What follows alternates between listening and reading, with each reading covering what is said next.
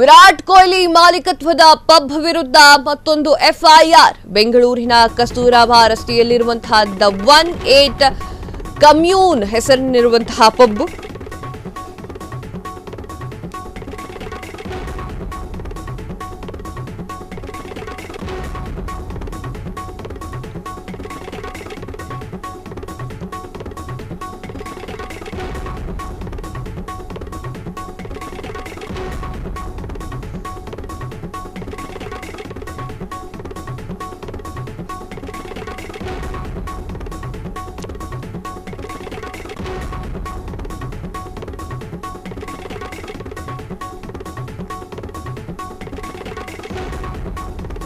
S, Virat ಕೊಹ್ಲಿಗೆ ಮತ್ತೊಂದು ಸಂಕಷ್ಟ ಎದುರಾಗಿದೆ. ವಿರಾಟ್ ಕೊಹ್ಲಿ ಮಾಲೀಕತ್ವದ ಪಬ್ ವಿರುದ್ಧ ಮತ್ತೊಂದು ಎಫ್ಐಆರ್ ದಾಖಲಾಗಿದೆ.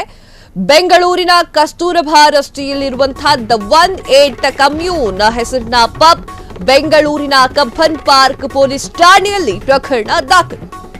ಕೋಟಾ ಕಾಯ್ದೆಯ ಅಡಿ ಪ್ರಕರಣ ದಾಖಲು ಮಾಡಿರುವಂತಹ ಪೊಲೀಸರು ಪ್ರತ್ಯೇಕ ಸ್ಥಳ ಮೀಸಲಿಡದೆ ಧೂಮಪಾನಕ್ಕೆ ಅವಕಾಶ ನೀಡಿದ್ದಕ್ಕಾಗಿ case.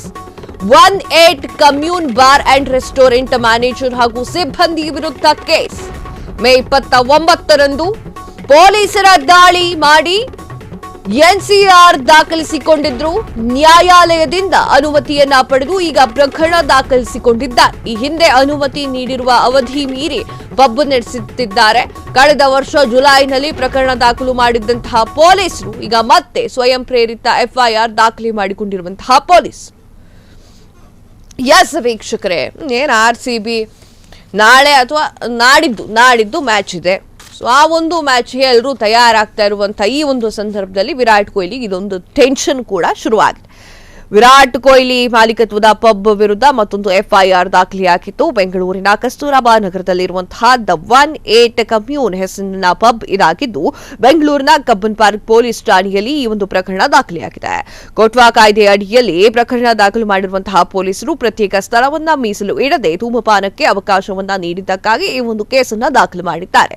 18 commune bar and restaurant manager ಸಿಬ್ಬಂದಿ ವಿರುದ್ಧ ಕೇಸನ್ನ ದಾಖಲೆ ಮಾಡಿದ್ದು ಮೇ 29ರಂದು ಪೊಲೀಸರು ದಾಳಿ ಮಾಡಿ ಎನ್ಸಿಆರ್ ದಾಖಲೆ ಕೂಡ ಮಾಡಿಕೊಂಡಿದ್ದಾರೆ. ನ್ಯಾಯಾಲಯದಿಂದ ಅನುಮತಿಯನ್ನ ಪಡೆದು ಈಗ ಪ್ರಕರಣವನ್ನ ದಾಖಲಿಸಿಕೊಂಡಿದ್ದಾರೆ. ಈ ಹಿಂದೆ ಅನುಮತಿ ನೀಡಿರುವ ಅವಧಿಯನ್ನ ಮೀರಿ ಪಬ್ ನಡೆಸುತ್ತಿದ್ದಾರೆ ಅಂತ ಹೇಳಿ ಕೂಡ ದಾಖಲೆ ಮಾಡಲಾಗಿತ್ತು. ಕಳೆದ ವರ್ಷ ಜುಲೈನಲ್ಲಿ ಪ್ರಕರಣ ದಾಖಲು ಮಾಡಿಕೊಂಡಿದ್ದಂತಹ ಪೊಲೀಸರು ಈಗ ಮತ್ತೆ ಸ್ವಯಂ ಪ್ರೇರಿತ ಎಫ್ಐಆರ್ ಅನ್ನು ದಾಖಲೆ ಮಾಡಿದ್ದಾರೆ. ಕ್ಷಣ ಕ್ಷಣದ ಸುದ್ದಿಗಳಿಗಾಗಿ ಫ್ರೀಡಂ ಟಿವಿ ಸಬ್ಸ್ಕ್ರೈಬ್ ಮಾಡಿ, ಲೈಕ್ ಮಾಡಿ ಹಾಗೂ ಫಾಲೋ ಮಾಡಿ. ಹೊಸ ಸುದ್ದಿಗಳ ನೋಟಿಫಿಕೇಶನ್ಗಾಗಿ ಬೆಲ್ ಐಕಾನ್ ಮೇಲೆ ಕ್ಲಿಕ್ ಮಾಡಿ.